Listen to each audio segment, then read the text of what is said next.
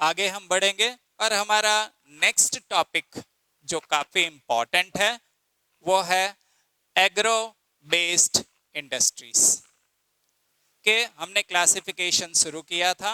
अब नेक्स्ट जो हमारा क्लासिफिकेशन हम देखेंगे कि कैसे इंडस्ट्री एग्रो बेस्ड के ऊपर होती है। तो इसमें सबसे पहले हम जो देखेंगे वो है टेक्सटाइल इंडस्ट्री। टेक्सटाइल इंडस्ट्री बहुत ही इंपॉर्टेंट है क्योंकि हमारा जो देश है वो सदियों से इस पर डिपेंडेंट रहा है, राइट। जब ब्रिटिशर्स हमारे यहाँ रूल किया करते थे तो हम क्या करते थे, हमारे सभी काम, हमारे जो कपड़े आज हम ब्रांडेड आउटसाइड या फॉरेन ब्रांड पहन रहे, ये सब हम बनाते थे। इवन हिस्ट्री में चैप्टर नंबर 5 आपने पढ़ा होगा, right, industrialisation, the making of the global world में, इंडस्ट्रियलाइजेशन में, तो उसमें आप पढ़ेंगे कि कैसे हैंडमेड गुड्स की डिमांड ज्यादा थी, राइट। तो आज भी खादी के कपड़े जो हम हाथ से बनाते हैं आप देखो कितना एक्सपेंसिव है, क्यों? उनकी जो वर्क होता है हाथों से, जो माइन्यूट एम्ब्रॉयडरी वर्क या माइन छोटी छोटी चीजें जो हम बारीकियां ध्यान रखते हैं, उससे उसकी वैल्यू ज्यादा हो जाती है। आप सिल्क की साड़ी देखिए, हमारे गुजरात में पाटन का पटोला देखिए, बांधनी देखिए, ये सब कितने महंगे होते हैं, क्यों? उसमें जो कारीगरी की जाती है, उसमें जो वर्क किया जाता है वो काफी मेहनत मांगता है, इसीलिए बहुत ही जो कहते हैं एक्सपेंसिव हो जाता है कंपैरेटिव। और एग्रो बेस्ड तो जो है वो हमारे देश में काफी समय से चलता आ रहा। हाँ ये है, पहले हमारे पास मशीन्स नहीं थी तो सिंपल जो है लकड़ों के बने हुए हथियार या सिंपल टूल्स हम यूज करते थे। आज सोफिस्टिकेटेड टेक्नोलॉजी आ गई है तो उसकी मदद से इसका प्रोडक्शन होता है। तो let's see what we have. So when we talk about the contribution of textile, तो टेक्सटाइल का कंट्रीब्यूशन हमारे इंडस्ट्रियल प्रोडक्शन में, यानी जो इंडस्ट्री टोटल प्रोड्यूस करती है, यानी जीडीपी में जो इंडस्ट्रियलाइजेशन का टोटल कंट्रीब्यूशन होता है, उसमें से 14% जो है वो टेक्सटाइल का कंट्रीब्यूशन होता है जीडीपी के प्रोडक्शन में। फिर टेक्सटाइल इंडस्ट्री हमारे देश को काफी एम्प्लॉयमेंट प्रोवाइड करती है हर साल, राइट। तो यहाँ आपके लिए एक छोटा सा इंफॉर्मेशन शेयर कर रहा हूँ।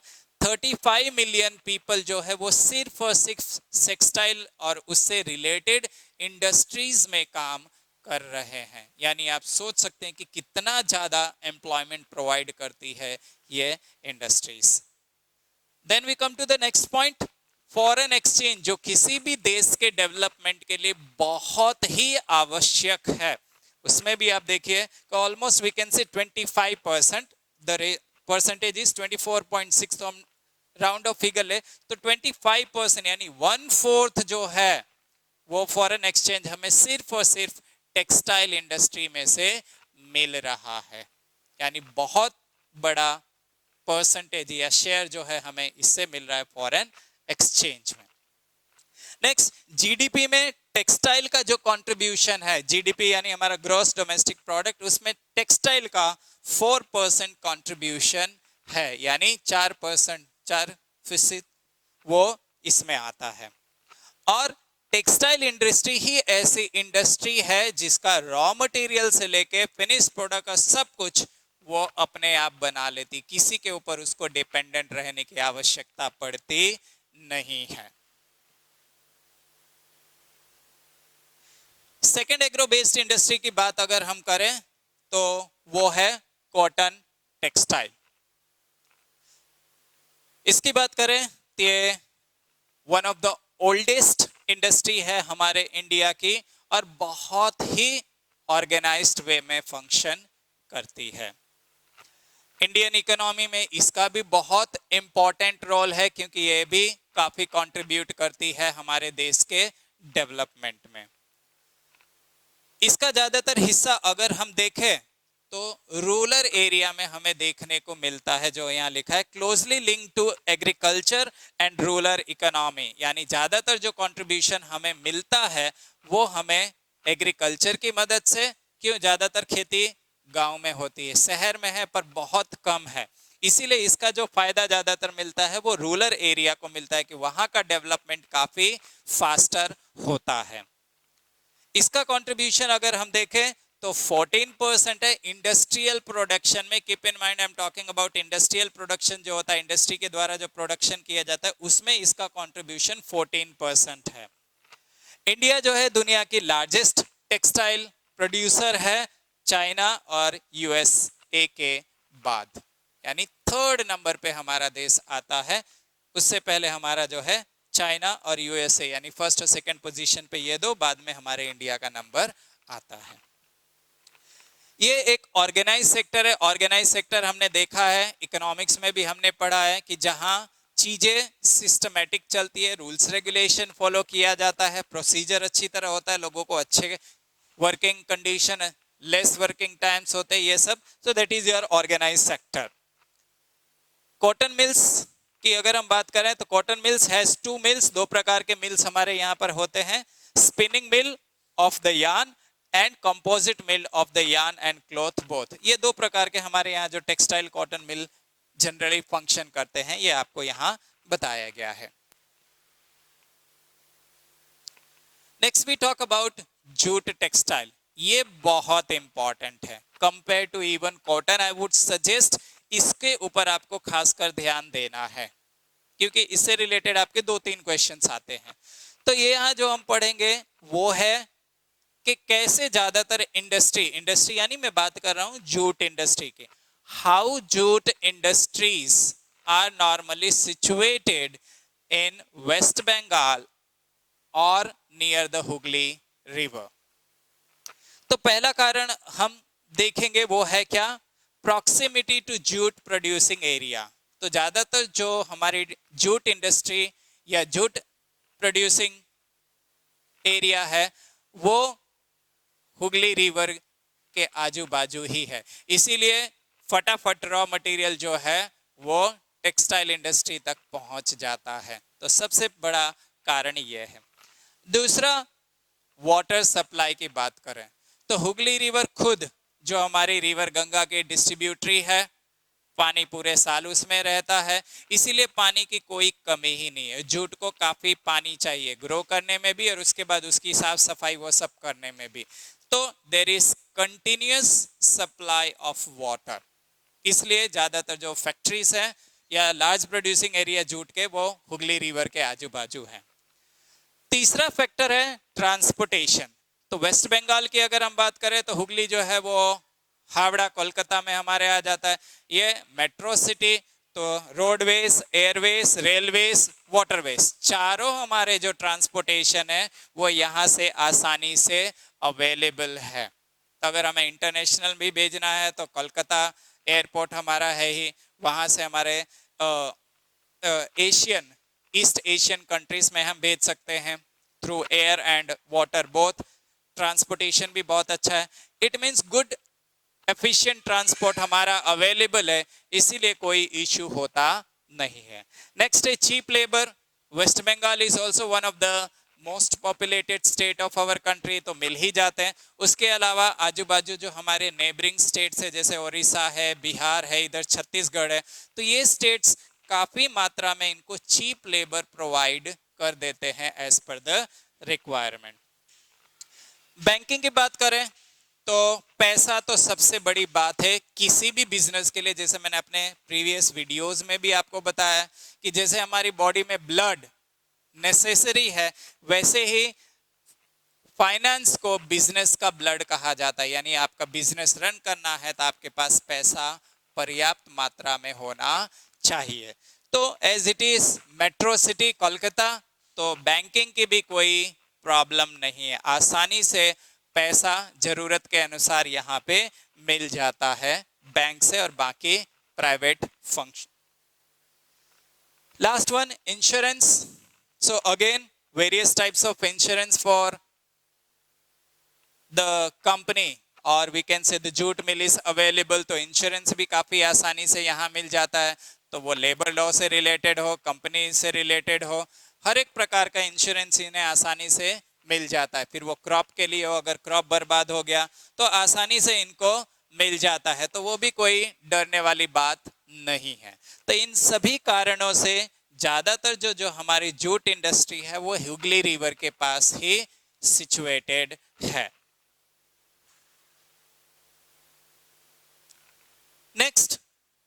अब वो तो कारण हमने सीख लिया कि क्यों ज्यादातर इंडस्ट्रीज यहाँ पर है। अब अगला सवाल हमारे मन में आता है वो है कि जूट इंडस्ट्रीज को क्या चैलेंजेस फेस करने पड़ रहे हैं हमारे इंडिया में।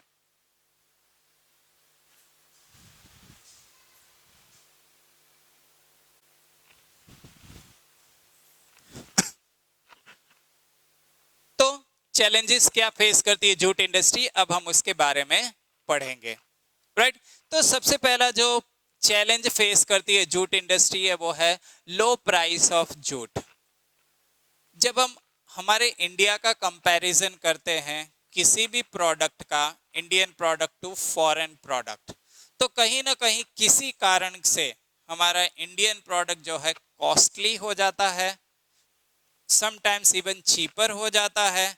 तो ये एक सबसे बड़ी डिफिकल्टी है। तो जब जूट प्रोड्यूस किया जाता है, जूट के जो प्रोडक्ट बनाए जाते हैं उसकी कीमत इंडिया में उतनी नहीं मिल पाती है, जिसके कारण आजकल जो फार्मर जूट रिलेटेड टेक्सटाइल से हैं या जूट प्रोड्यूस करते हैं वो धीरे धीरे डीमोटिवेट होते जा रहे हैं और ये बिजनेस वो धीरे धीरे कम करते जा रहे हैं। और उसका सबसे बड़ा कारण है कि प्राइस अच्छी नहीं मिलती है। हमारे गुजरात में ही देखें कि आज पिछले 5-6 साल से अगर हम देखें तो लोगों ने, फार्मर्स ने जो है वीट ग्रो करना कंपैरेटिवली कम कर दिया, उसकी जगह उन्होंने हॉर्टिकल्चर शुरू कर दिया। या तो वो पोमोग्रेनेट ग्रो कर रहे हैं, या तो चीकू ग्रो कर रहे हैं, या तो बनाना ग्रो कर रहे हैं, या मैंगो का ऑर्चर्ड उन्होंने कर लिया। इसमें उनकी जो अर्निंग है वो वीट के प्रोडक्शन से ज्यादा है, इसीलिए they have started shifting in such type of cash और commercial business compare to growing of the major crops like wheat or rice. Second is international demand of jute good is falling sharply. Even अंतरराष्ट्रीय यानी international जो हम market कहते हैं उसमें jute की demand जो है वो धीरे धीरे कम होती जा रही है। क्यों? आज जूट जो है सड़ गल जाता है लंबे समय के बाद, उसकी जगह बेटर प्रोडक्ट यानी सिंथेटिक हम कहेंगे या पॉलीथीन का इस्तेमाल बढ़ गया है, इसीलिए जूट की जो डिमांड है वो इंटरनेशनल मार्केट में कम होती जा रही है। जब ये कम हो जाएगी तो but as it is going to demotivate the farmers also कि इसकी डिमांड नहीं है, तो इस प्रकार के क्रॉप की खेती करने का कोई फायदा नहीं है। नेक्स्ट, सब्स्टिट्यूट की अगर हम बात करें तो लोगों ने आज जूट की जगह पे जो है प्लास्टिक का इस्तेमाल शुरू कर दिया है या सिंथेटिक फाइबर का इस्तेमाल करना शुरू कर दिया है, और वो काफी सस्ता और टिकाऊ भी रहता है। इसीलिए लोगों ने अब जूट की डिमांड कम कर दी है या प्रोडक्शन कम कर दिया है। हमें इतना अवेयरनेस प्रोग्राम्स चल रहा है, say no to plastic, save water, हम कितने अवेयर हैं, कितना हम इसको फॉलो करते हैं? बहुत ही रेयरली। तो जूट भी ऐसी चीज है कि अगर जितना ज्यादा से ज्यादा हम जूट प्रोडक्ट यूटिलाइज करेंगे उतना ही हमारे लोकल इकोनॉमी को और इंडियन इकोनॉमी को हेल्पफुल रहेगा, पर हम जानने के बावजूद भी उसे 100% फॉलो नहीं करते हैं। And then we blame the government, government कुछ नहीं करती है। Next point is competition from the international market. सबसे बड़ी बात जो है कि किसी भी प्रोडक्ट को, किसी भी व्यक्ति को, किसी भी इंडस्ट्री को सबसे बड़ा जो नुकसान होता है वो होता है उसके कॉम्पिटिटर से। कि अगर हमारा प्रोडक्ट, हमारी सर्विस कॉम्पिटिटर से कंपीट नहीं करती है, उसके बरोबर नहीं है, उससे बेटर नहीं है, तो हमारा सर्वाइवल डिफिकल्ट है। क्यों? या तो कॉम्पिटिटर की क्वालिटी हमसे बेहतर होगी या उसकी प्राइस हमारे गुड्स से कम होगी। इन दोनों केस में नुकसान हमें ही जाएगा। तो अगर क्वालिटी अच्छी नहीं है तो हमारी मार्केट कम होगी, चीपर नहीं है तो भी हमारी डिमांड कम होगी। और वही केस हमारे लिए हो रहा है कि हमारे प्रोडक्ट को countries like Brazil, Thailand, Bangladesh और इजिप्ट, इनसे compete करना काफी डिफिकल्ट हो रहा है। क्यों? कंपैरेटिवली यहाँ पे जूट चीपर मिल जाता है और हमारा इंडियन जूट जो है वो कंपैरेटिवली कॉस्टली हो जाता है, इसीलिए हमारे जूट इंडस्ट्री को जो है कंपटीशन फेस करना पड़ रहा है।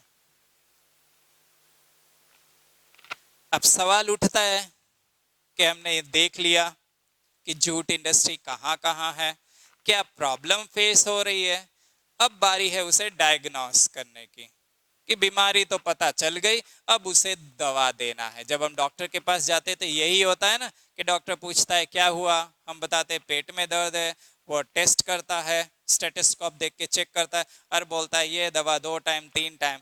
तो same here we will learn.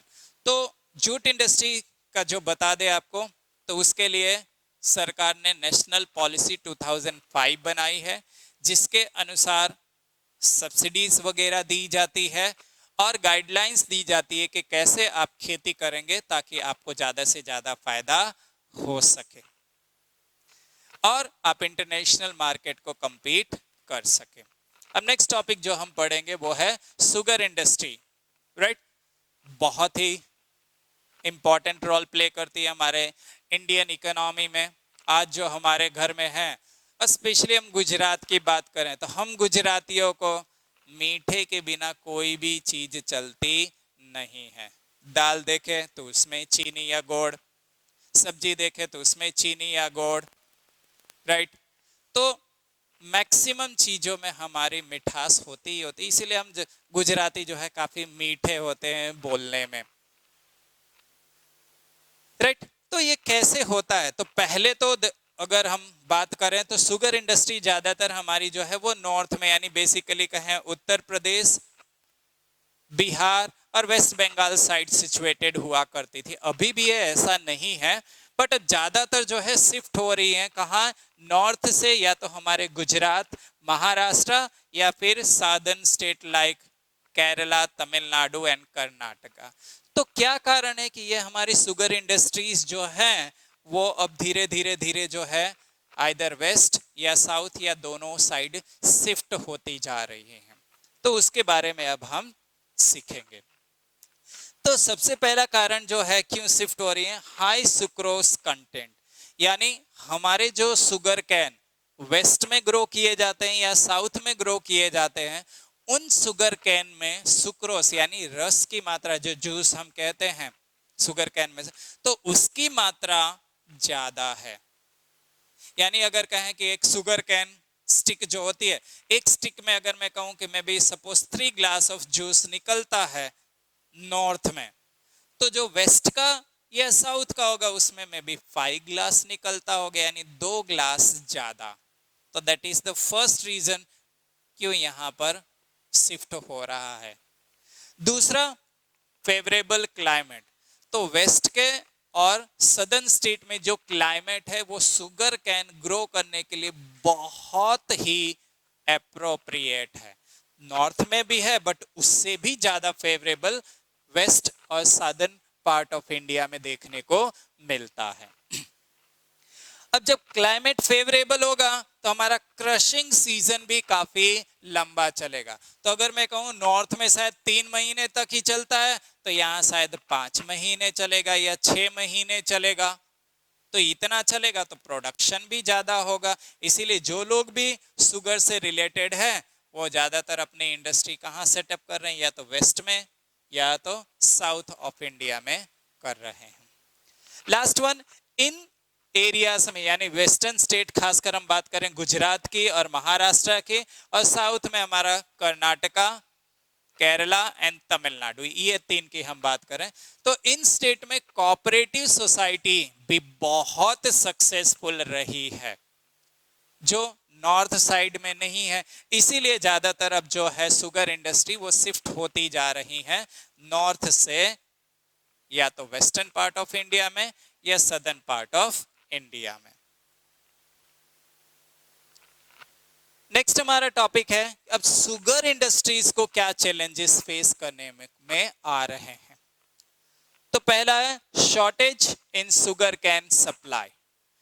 तो नॉर्थ की जैसे हमने बात की, राइट, कि जहां पे भी हमारी शुगर मिल सिचुएटेड है तो वो कंटिन्यूअसली फंक्शन करती है, बट या तो क्लाइमेट फेवरेबल नहीं है या किसान इतना प्रोड्यूस नहीं कर पा रहे हैं। इसीलिए इंडस्ट्रीज को कंटिन्यूअस फंक्शन करने में सबसे बड़ा प्रॉब्लम है वो है रॉ मटेरियल का, कि कंटिन्यूटी नहीं रहती है, तो बीच बीच में उन्हें बंद भी रखना पड़ता है, जिससे मार्केट की डिमांड को फुलफिल करना काफी डिफिकल्ट हो जाता है। सेकंड, हमारे पास जो टेक्नोलॉजी है, आज भी अगर आप जाओ तो कैसे शुगर कैन बनाया जा रहा है, सॉरी शुगर बनाया जा रहा है या जैगरी बनाया जा रहा है, जो टेक्नोलॉजी यूज करी है आज भी वो आउटडेटेड है। तो जब आपकी टेक्नोलॉजी लेटेस्ट नहीं होती है तो आपका कॉस्ट ऑफ प्रोडक्शन बढ़ जाता है। क्यों? आपकी मेहनत ज्यादा है, और जब मेहनत ज्यादा है तो कॉस्ट भी ज्यादा होगा, यानी आप जो पर पीस या पर प्रोडक्ट आप प्रोडक्ट बेचोगे वो महंगा होगा compare to the other person who has used latest technology to produce the product, right. तो जैसे हम बात कर ले इंडियन टॉयज की एंड चाइनीज टॉयज, क्यों आज हम चाइनीज टॉयज का विरोध कर रहे हैं, जो भी कारण हो, पर जब हम कंपेयर करते हैं इंडियन टॉयज की और चाइनीज टॉयज की, हम लोगों में से 90% लोग चाइनीज टॉयज ही लेते हैं। क्यों? पहला, वैरायटी मिल जाती है, कलर मिल जाता है, साइज मिल जाता है, सबसे बड़ी बात है सस्ता होता है। और उसका कारण क्या है? चाइना में चीप लेबर और रॉ मटेरियल आसानी से मिल जाता है। तो ये दोनों के कारण उनका जो प्रोडक्शन कॉस्ट होता है वो बहुत कम होता है। Even excise duty, export duty उनको पे करने के बाद भी हमारे इंडियन गुड से सस्ता बन जाता है, मिल जाता है। इसीलिए चाइनीज प्रोडक्ट हमारे यहाँ काफी सस्ते हैं और हम वही प्रिफर करते हैं, जबकि हमारे इंडियन टॉयज चाइना से ज्यादा महंगे होते, इसीलिए हम प्रिफर नहीं करते हैं। तो वही बात यहाँ पे थी कि टेक्नोलॉजी अगर आपकी अपग्रेडेड नहीं होता है तो प्रोडक्शन जो होता है वो कम होता है और हमारा कॉस्ट ज्यादा होता है। नेक्स्ट, लो कैपेसिटी यूटिलाइजेशन। इवन हमारे पास जो टेक्नोलॉजी है, तो शायद अगर अच्छी टेक्नोलॉजी भी है तो 100% हम उसका यूटिलाइजेशन नहीं कर पा रहे हैं, या तो उस एरिया में उसका डिमांड नहीं है, तो वो भी एक सबसे बड़ी समस्या है हमारे इंडियन इकोनॉमी के लिए। Next is poor financial performance. पैसे का भी मिलना इतना आसान नहीं है, right. So to start the business और टू कंटिन्यू द बिजनेस और to run the business, money is needed at every stage, every regular interval, और वो आसानी से नहीं मिल पाता है। इसीलिए या तो डेब्ट ट्रैप्ड हो जाते हैं या बैंकक्रप्ट हो जाते हैं। तो वो भी एक सबसे बड़ा चैलेंज है शुगर इंडस्ट्री के लिए। ट्रांसपोर्टेशन की अगर हम बात करें तो वो भी इतना आसान नहीं है। हमारे यहाँ के रोड्स ही अगर हम देख लें, इंडियन रोड्स, तो काफी कंजेस्टेड है, ट्रैफिक वाले हैं, और सभी जगह जो है नेशनल हाईवेज या एक्सप्रेस नहीं है। और विलेजेस में अगर हम देखें तो अनमेटल्ड रोड है जो सभी सीजन में काम नहीं आते, और ज्यादातर हमारी जो शुगर इंडस्ट्री है वो रूरल एरिया में है। तो वो एक सबसे बड़ा प्रॉब्लम फेस करना पड़ता है कि we do not have good network and efficient transportation facilities. Then talking about the government policies, तो हर किसी को हम सेटिस्फाई नहीं कर सकते या हर एक सेक्टर को हम सेटिस्फाई नहीं कर सकते। तो मेनी टाइम्स इट हैपेंस, कभी ए सेक्टर सेटिस्फाइड नहीं है तो कभी बी सेक्टर सेटिस्फाइड नहीं है, कभी इंडस्ट्रियल सेक्टर सेटिस्फाइड है तो सर्विस सेक्टर नहीं है, कभी प्राइमरी सेक्टर सेटिस्फाइड है तो कभी सेकेंडरी नहीं है। So here also many times it happens कि the government policies are not in the favor of the sugar industry, तो उन्हें सब्सिडी शायद नहीं मिलती, फाइनेंशियल हेल्प नहीं मिलता है, राइट, एक्साइज ड्यूटी हाई हो जाती है, तो इनके लिए सर्वाइवल काफी डिफिकल्ट हो जाता है।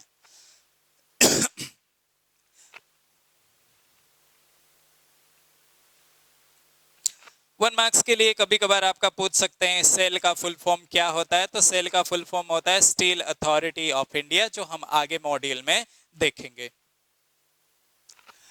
Now we come to mineral based industries. तो हमारा एग्रो बेस्ड इंडस्ट्रीज का टॉपिक समाप्त। अब नया टॉपिक है हमारा मिनरल बेस्ड इंडस्ट्रीज। इसमें सबसे पहले हमारा आता है आयरन एंड स्टील इंडस्ट्री, जो हमारे देश की बैकबोन गिनी जाती है। हमारे नहीं, किसी भी देश की ज्यादातर मैन्युफैक्चरिंग इंडस्ट्रीज को ही बैकबोन कहा जाता है। क्यों? एम्प्लॉयमेंट प्रोवाइड करती है, वैरायटी ऑफ गुड्स प्रोवाइड करती है, एग्रीकल्चर के ऊपर से उसकी डिपेंडेंसी कम कर देती है, राइट, फॉरेन एक्सचेंज मिलती है, इसीलिए सबसे जो है दमदार इंडस्ट्री कही जाती है किसी भी कंट्री के। So let's begin. Iron and steel industry, क्यों उसे हम इंडेक्स ऑफ कंट्री कहते हैं या बैकबोन कहते हैं? तो सबसे ये बेसिक इंडस्ट्री यानी कि इंडस्ट्री गिना जाता है किसी भी देश के लिए।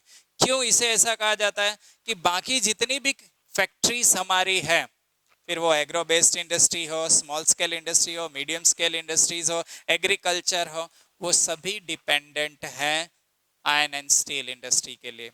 हमने हमारे प्रीवियस मॉड्यूल में देखा था, मैंने आपको लेक्चर में बताया था कि how agriculture is dependent on industry. वही वाली चीज फिर आप समराइज करोगे तो आपको आइडिया आ जाएगा कि एग्रीकल्चर आज हमारा देश जो सेल्फ सफिशिएंट है वो किसके कारण?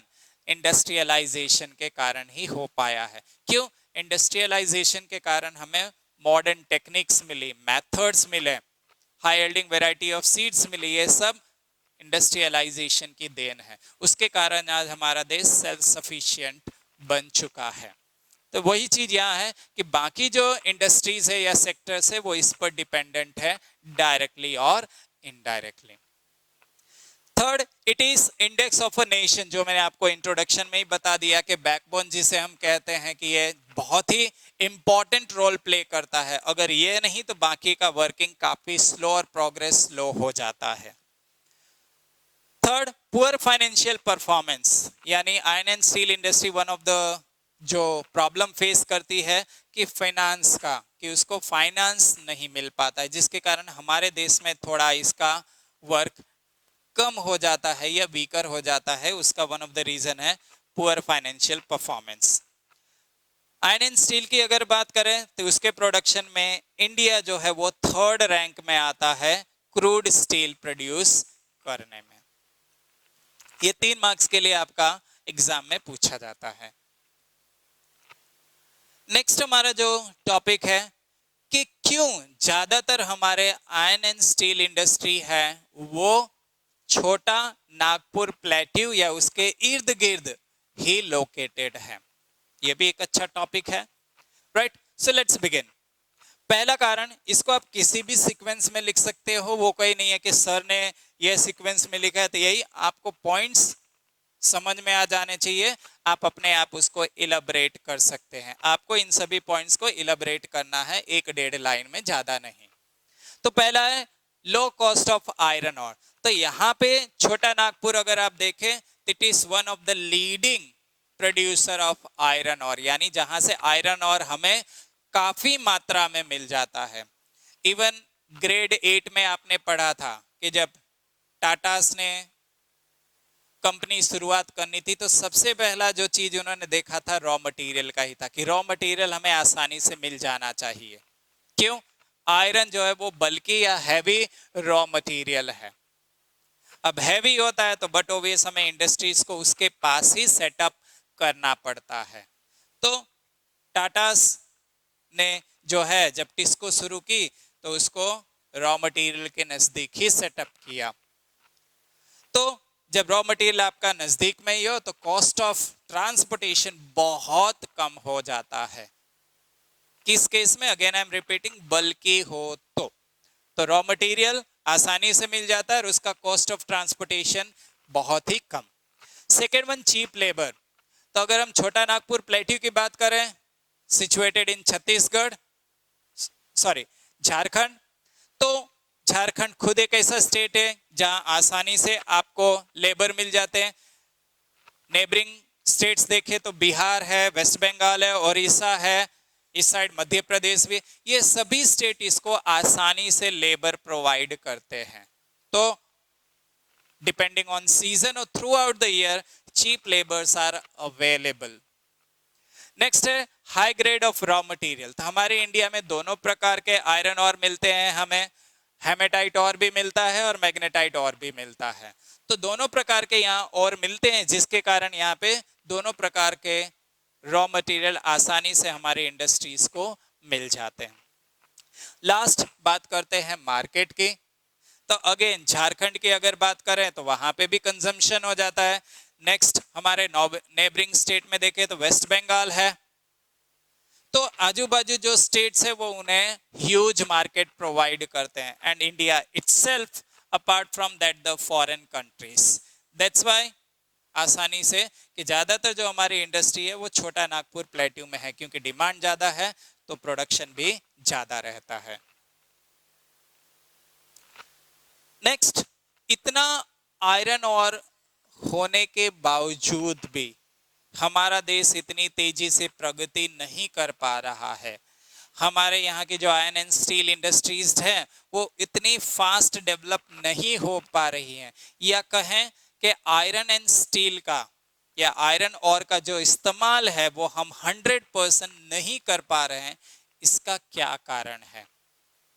और ये वाकई में हमारे लिए एक बड़ी समस्या है, जिसके ऊपर हमें चिंतन करने की जरूरत है, सोचने की जरूरत है कि हम कहाँ लैक कर रहे हैं, हम इसे कैसे सुधार सकते हैं और इससे ज्यादा से ज्यादा बेनिफिट हम प्राप्त कर सकते हैं।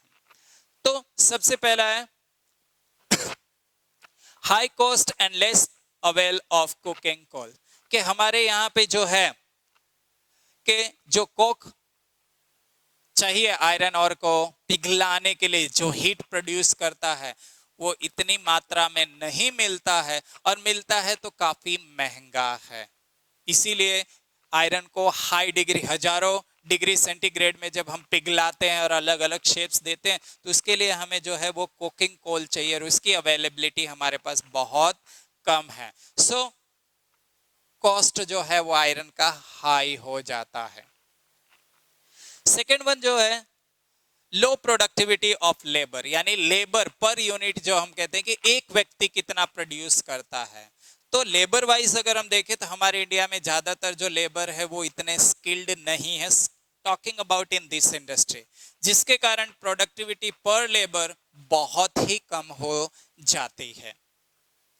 थर्ड वन है इंफ्रास्ट्रक्चर भी हमारे पास इतना नहीं है, लेटेस्ट टेक्नोलॉजी का है या अपग्रेडेड टेक्नोलॉजी नहीं मिल पाती है, इसीलिए मैन्युअली काम करना पड़ता है। जब मैन्युअली काम करते हैं तो टाइम बढ़ जाता है, टाइम बढ़ जाता है तो प्रोडक्ट महंगा हो जाता है। इसीलिए इंफ्रास्ट्रक्चर को भी इंप्रूव करने की आवश्यकता है। अगर ये इंफ्रास्ट्रक्चर फैसिलिटीज इंप्रूव हो जाए तो ये प्रॉब्लम सॉल्व हो जाएगी। नेक्स्ट है इरेगुलर सप्लाई ऑफ एनर्जी। अब आयरन जैसी इंडस्ट्रीज को चलाने के लिए कंटिन्यूअस पावर सप्लाई की आवश्यकता होती है, पर बहुत जगह पर प्रॉब्लम यही फेस किया जा रहा है कि पावर सप्लाई कंटिन्यूअस नहीं होती है, या होती है तो time to time cut off चलता रहता है, या फिर लो पावर सप्लाई होती है, जिसके कारण आयरन एंड स्टील इंडस्ट्रीज काफी प्रॉब्लम्स फेस कर रही हैं हमारे कंट्री में।